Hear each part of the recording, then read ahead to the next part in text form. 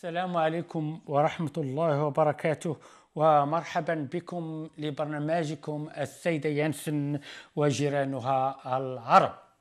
هذا البرنامج يبث كل يوم ثلاثاء، الأربعاء، الجمعة والأحد. هدفنا هذا البرنامج هو نعطيكم معلومات على هذا المجتمع الذي نعيش فيه، ومعلومات على ما هي حقوقك وواجباتك، وكيف الحصول على حياة طيبة وسعيدة في هذه البلاد. الدنمارك هي بلادنا كمان، ولا نأتي في أي أتينا. إذا عندك أي سؤال أو تعليق أو اقتراح على هذا البرنامج، مرحبا بك يا أخي. تلقى بنا بالSMS أو الإيميل أو الهاتف. عنواننا هو www.tvsalam.deco. تشوفوا تحت الشاشة. ضيفنا اليوم هو السيد عبد الواحد بيترسون، ومرحبا بك يا أخي. شكرا. السيد عبد الواحد بيترسون هو معروف هنا في هذه البلاد، ونتكلموا معه على زيارته اللي عملها في البلاد باكستان، على الفيضان اللي كانت في باكستان. Good day og velkommen til jeres program. Fru Jensens arabisk naboer, vi er meget glade for, at I ser vores program. Og vi sender den hver tirsdag, onsdag, fredag og søndag. Formålet med det program, som altid har været, det er at give dig oplysninger om det danske samfund, hvad er dine rettigheder, hvad er dine pligter, og hvordan du kan opnå et godt og lykkeligt liv her i Danmark. Som selvfølgelig, I må godt blive ved med at ringe til os, eller sende os e-mail, eller skælde os ud, eller give os ros, og I får alt sammen svar på tiltale. I ser vores hjemmeside, det er e-mail hernede i fjernsyn, www.tvsalam.deco.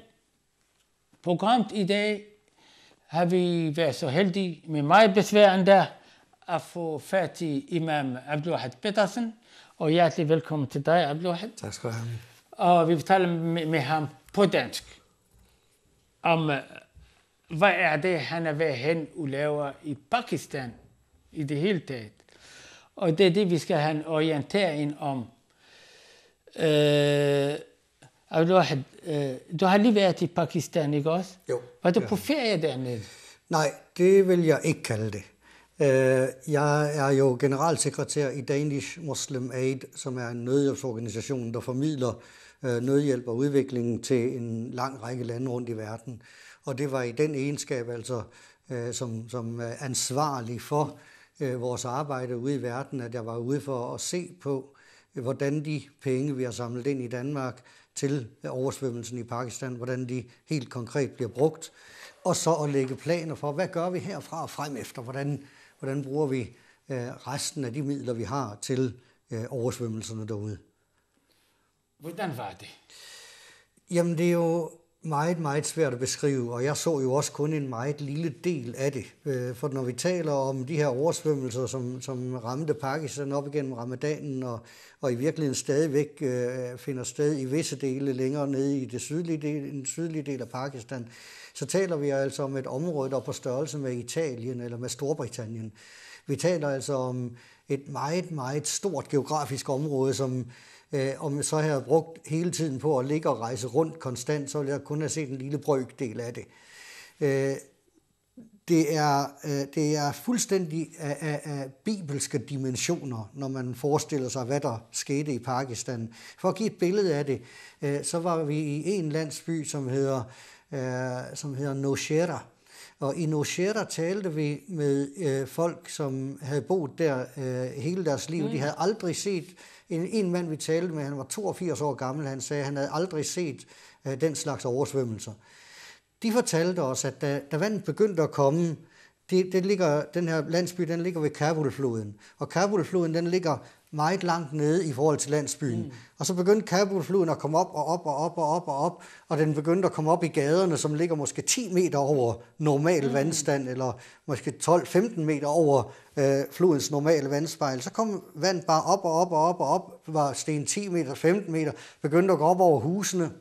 Nu er det jo lige ved en flodbred, så de havde både, de gik i bådene, de sejlede over, der ligger et lille bjerg et sted i udkanten af landsbyen, og alle fra landsbyen sejlede derover og satte sig op på bjerget, og så vandet stige og opsluge deres huse. Deres egen del. Ja.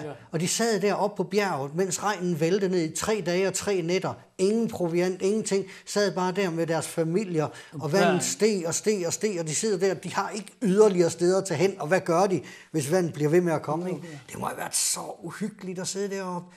Og så sidder de deroppe og venter og ved ikke, standser det her, eller standser det ikke? Det standsede, vandet steg mere end 20 meter over normal. Altså når vi tænker på en almindelig sådan bygning i København på 5 etager, den er måske på 15 meter. Ikke? Det her, det var 20 meter, det var højere end, altså hele København ville være blevet opslugt, hvis vandet steg på den måde her.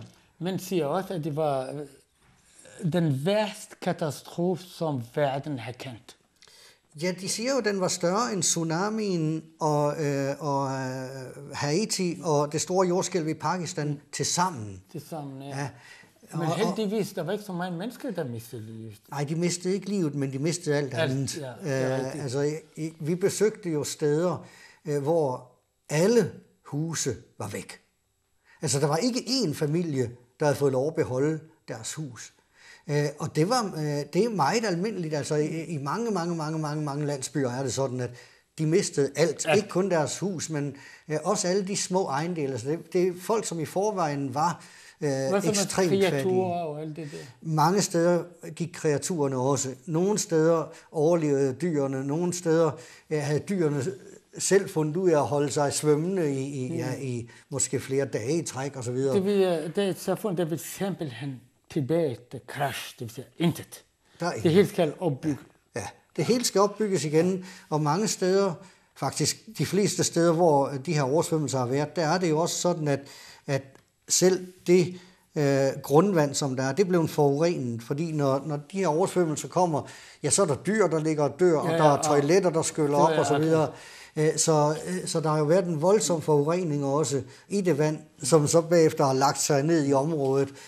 Så bare sådan noget som at få vand, jamen, hvor man før måske kunne nøjes med at grave 5 eller 10 meter ned, så skal man nu måske 50 eller 60 meter i jorden for at få rene vandforsyninger. Og det var der, fordi I har samlet nogle penge her, ikke også? Ja. Nogle materiale. Ja. Hvad har I samlet her i Danmark? Vi har, i Danish Muslim Aid har vi koncentreret os om penge, fordi det er det, der er nemmest for os at håndtere. Ja, og vi har samlet omkring 2,2 millioner kroner alene til oversvømmelsen i Pakistan. Ja. Og det er alene blandt private donorer, altså vi har ikke noget statsmidler. Fra Danida eller noget som. Og heller ikke med i de store landsindsamlinger eller noget. Det er ren og skær private donationer, der er kommet ind. Nogle er også igennem moskéer og centre her i hele Danmark i virkeligheden. For eksempel som imam, så kan du også fortælle os, at man kan for eksempel zakat. Ja, man kan godt bruge zakat. Man kan også bruge zakat, ikke? Altså. Det kan man. Altså zakat er jo til de fattige og de trængende blandt andet. Og det er alle ofrene for det her flodbølger eller oversvømmelser. Fordi det er jo også sådan i et land som Pakistan, at der er nogle steder, man har diger for eksempel. Og så slipper man vandet igennem nogle steder. Men dem, der sidder og bestemmer, hvor vandet slipper igennem, det er jo folk med indflydelse og magt. Og folk med indflydelse og magt, det er jo typisk rige folk. Så derfor er det jo de fattige altid, der bliver ramt hårdest, når sådan noget her det sker. Så der er en skæv fordeling både af udbredelsen af sådan en katastrofe, men også af hvem der i det hele taget bliver ramt. Nu folk har tillid til jer her fra Danmark, ikke altså? Ja. Og så har givet en pose penge, og så skal det laves. Ja. Har I et samarbejdspartner i Pakistan? Ja, det har vi. Vi har i virkeligheden arbejdet med det her i mere end 20 år, men siden det store jordskælv i Pakistan for 5 år siden har vi arbejdet... Ja, lige i slutningen af 2005. Lige siden den tid har vi arbejdet sammen med en bestemt gruppe mennesker, som Al-Qaida. Ikke lige den. Deres naboer. Ligesom fru Jensens naboer, så har de også naboer. Nej, nogle folk, som har deres eget private arbejde. De arbejdede tidligere i IT-sektoren. Nu arbejder de faktisk i nyhedsformidling som redaktør og underredaktør for en pakistansk avis. Og det er dem, som er hovedkræfterne. Så har de en masse frivillige, de trækker på. Men dem har vi arbejdet sammen med i 5 år. Vi har set, hvor gode de er til at organisere tingene. Det har tillid til dem. Vi har meget tillid til dem, ja. Men vi tjekker dem jo også, vi monitorerer dem jo. Okay. Altså, hvad betyder monitorere? Monitorerer, vi holder øje med, hvad de laver. Det siger, I rejser en gang imellem? Ja, ligesom jeg har gjort nu, så gjorde jeg også for et par år siden, så rejste jeg også derud. Og det bliver vi nødt til, for vi ligger jo og håndterer betroede midler af mana. Vi håndterer penge, som folk har givet os, private folk har givet os, i tillid til, at vi håndterer dem korrekt. Så bliver vi nødt til også at følge op og tage ud og se og konstatere med vores egne øjne og gå tingene igennem i detaljer og sikre, at pengene bliver brugt korrekt. Hvad har de penge blevet brugt til under oversvømmelsen? I første omgang, mens oversvømmelsen stadigvæk bevægede sig ned igennem Pakistan, der fulgte vores folk så at sige vandet og var ude med mediciner. Det kan du også se på nogle af de her billeder, som jeg har taget med. Så var vi ude med mediciner, sådan som her for eksempel. Det her billede, det viser sådan en sending af medicin, vi tager frem, og det bliver så delt ud, og så har vi en læge med ud. Det er ham, som sidder her. Her sidder så lægen og tilser folk. Og så har vi lægen herfra? Nej, det er lokale pakistanske læger. Nogle af dem, de fleste af dem, har givet deres tid gratis. Nogle af dem har været på en lille løn. Det her, det er sådan et dispensary, altså et lokalt medicinudleveringssted i en by, hvor vi sørger for, at den mand, som står på billedet, der er så også læge, og så sørger han for, at han får tjekket efter, hvad folk fejler, og får givet dem de rigtige mediciner osv.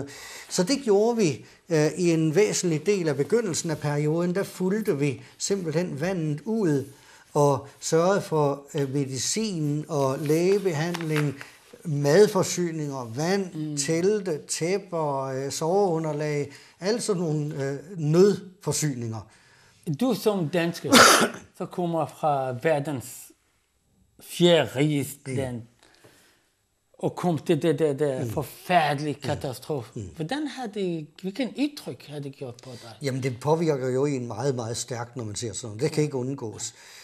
Fordi man står der, og man mærker virkelig den lidelse, folk er udsat for. Og så har man det lidt skidt med, at så sætter man sig ind i sin bil 3 timer senere og kører tilbage til Islamabad og spiser god mad. Et 5-stjerne hotel. Nej, det gjorde vi så ikke. Men at man spiser god mad og har en ordentlig seng at ligge i osv.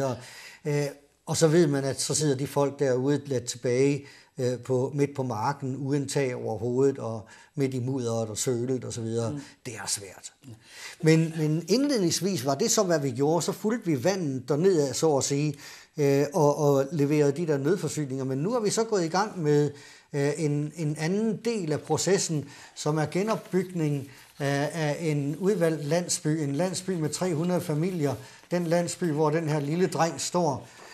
Han står faktisk der, hvor hans hjem det var her omme bagved. Det var der, den dreng boede. Og det er jo væk. Ligesom vi kan se på det her billede, det er skolebøger, der ligger herude foran. Alle de bøger, som de havde i skolen her, de er jo ødelagt. Alt, hvad de havde, er ødelagt. Og der har vi så valgt den her landsby ud. De her børn, de er alle sammen fra den landsby. Dem er vi så lined op, for vi har taget lidt slik med til børnene. Ja. Vi skal også mærke, at der sker et eller andet. Men den landsby, den har vi så valgt sammen med Ingeniører Uden Grænser, som også er en dansk organisation. Det er også Ingeniører Uden Grænser? Ja. Okay. Sammen med dem vil vi så gå ind og lave huse, forhåbentlig til samtlige de her landsbyboere derude i den her lille landsby. Og vi vil også lave vand. Det er så det, vi har lavet her. Der står jeg faktisk med vand, og man kan se, at det kommer ud her. Klart vand. Vi har boret omkring 60 meter ned og lagt en pumpe ned, så vandet kan blive trukket op, og folk kan få vand derude. Og vores idé er så at tage den her landsby, og det er så ikke længere nødhjælp. Her taler vi så udvikling. Så vil vi gå ind, og vi vil give dem alle sammen et hus. Vi vil give dem skole. Gratis. Ja, skole, helseklinik, vand, alt hvad der skal til, sådan at vi tager hele landsbyen og laver sådan en model village, eller en modellandsby, hvor vi siger, den her landsby, den løfter vi fra ekstrem fattigdom ind i relativ fattigdom, eller hvad man skal kalde det. De bliver jo ikke rige. Nej. Forhåbentlig kan vi afslutte med at lave nogle mikrofinansieringsprojekter derude, så familierne kan komme i gang. Nogen skal måske have en symaskine, nogen skal have 20 høns, nogen skal have 3 geder, nogen skal have noget værktøj til at lave lidt tømmer eller snedkerarbejde eller et eller andet. Så på den måde kan vi måske sætte dem i gang med også at blive selvforsørgende igen efter den her katastrofe ramte dem. Og der har vi så valgt sådan en lille landsby, som ligger meget isoleret. Den ligger helt ude for enden af en markvej. Altså det er den sidste landsby ude på hjulsporet. Og det har vi gjort, fordi så kan vi gå ind og løfte hele den her landsby, i stedet for at måske løfte en halv lidt større by, og så står de andre halve og siger, hvorfor fik de, og hvorfor fik vi ikke? Hvad så? Så tager vi så hele den landsby og løfter den op til et niveau, hvor de kan klare sig igen. Hvor mange mennesker snakker vi om det? Jamen 300 familier. Der snakker vi måske om et eller andet sted mellem 1.500 og 3.000 mennesker. Ja. Et eller andet i den stil. Som er finansieret fra Danmark? Ja, det bliver finansieret fra Danmark. Ja. Ja, fra os sammen med Ingeniører Uden Grænser. Ja, okay, ja. Som er en dansk organisation. Ja. Okay. Og det laver vi så i fællesskab, hvor vi sammen med Ingeniører Uden Grænser laver hele boligdelen. De har en særlig kompetence på at lave boliger, ja, særlige huse. Ja. Så vi laver boligdelen sammen med dem, resten med skoler og klinikker og sådan noget. Det er så vores eget projekt. Men altså sammen med Ingeniører Uden Grænser laver vi så de her boliger, og der har vi indtil videre et budget tæt på 500.000 Men I koncentrerer jer kun om den landsby? I bruger alle jeres kræfter? Nej, vi har også noget kørende i andre landsbyer, men det bliver mindre skala. Altså her prøver vi at gå ind, fordi det er også noget med, at vi kan vise et meget konkret og håndgribeligt resultat. Det er meget godt. Og ja, det er også godt af hensyn til at søge midler senere hen, så kan man sige, jamen prøv at se, det her, det er til at se, og det, man kan beskrive det, og man kan forholde sig til det, fordi den her landsby, den er kommet op og fungerer igen. Og så kan vi også gå ind og sige, det har kostet så mange penge at få den landsby op og køre. Så kan man lave et budget på og sige, jamen hvad koster det egentlig per husstand, per landsby, per og så videre. Og det giver os nogle meget stærkere arbejdsredskaber i den videre proces. Ja, og især at folk, der vil gerne hjælpe økonomisk, kan sige, at det nytter. Ja. Altså, her kan nytter, ikke? Altså. Ja, her kan vi sige, at vi regner med, at et hus det kommer til at koste 1.500 kroner. Dem, der vil give et hus, de kan give 1.500 kroner. Ikke mere? Ikke mere. Okay. 1.500 kroner. Så har vi penge til at bygge et hus til en familie. Ja, hvor meget værelse eller hvor meget? Jamen, det er et hus på omkring 25 kvadratmeter, så det er jo ikke stort. Nej, men det er bedre end ingenting. Det er absolut bedre end at sidde midt ude på marken. Ja, lige præcis. Ja. Og så kan de jo selv bygge mere senere hen, men så har de et sted at starte. Og det er jo det vigtigste for folk, det er, at de har et sted, de kan starte en lille base. Og så er det jo bygget efter nogle principper, som gør, at det er lidt mere bestandigt måske, end det de selv havde tidligere, og det er bedre isoleret, end det de selv havde tidligere. Ja, det er deres jord. Så det er jo så en af de ting, vi også arbejder med, det er at få tilladelsen til, at de kan bygge.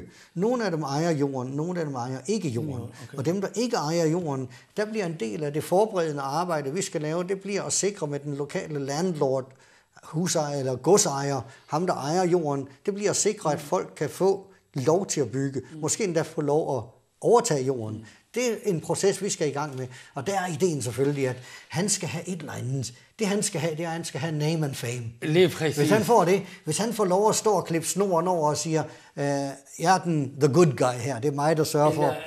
Eller at nævne landsbyen efter ham, eller hvad som helst. Ja, altså. Ja. Men det er jo sådan noget policy, som vi skal ind og lave, og være med til at prøve at snakke på plads. Fordi det betyder jo også meget for sådan en lokal godsejer, at han har et godt navn. Der organisation Muslim AIDS, er det kun i Danmark? Det er kun i Danmark, ja. Det er en dansk, 100% dansk organisation? Det er en 100% dansk organisation, ja. Samarbejder med andre muslimske organisationer rundt omkring? Ja, vi arbejder i 17 lande lige for øjeblikket, og har i hver eneste land en partnerorganisation, som vi arbejder sammen med. Og de er så dem, der laver arbejdet ude på pladsen. Vi skaffer forsyningerne eller pengene, og vores partnere derude i verden sørger for, at tingene sker. Vi kommer så ud og kigger efter, hvordan tingene foregår derude, for at være sikker på, at det fungerer godt. Ja, hvordan kan jeg være sikker på, at de penge, I får af mig, at de når de mennesker, jeg har tænkt mig? På 2 måder. Altså for det første laver vi jo et regnskab, og det regnskab, det kan enhver jo få lov at se. Det er ikke så vanskeligt. Det er gennemsigtigt. Det er meget gennemsigtigt. For det andet, så tager vi også ud og, som jeg siger, ud og kigger efter og rapporterer og laver, og vi forlanger fra vores partner, forlanger vi rapporter, billeder osv. Så vi gør alt, hvad vi kan for at dokumentere, ikke kun fortælle, men faktisk også dokumentere, hvordan pengene er blevet brugt. Og al vores fremsendelse af penge foregår jo via danske pengeinstitutter, så det er jo nemt at følge pengestrømmen ud i verden. Ja, altså, at de når dem, Ja. er jeg, som har donatør, har giver, og sådan noget. Ja. Hvordan er det fremtid for alle de mennesker der? Det er stærke folk, når vi taler om dem i Pakistan. Det er stærke folk. Vi var oppe, noget af det arbejde, vi laver, det er faktisk ganske tæt på den by, der hedder Peshawar, som jo er kendt som et sådan ret hårdt sted.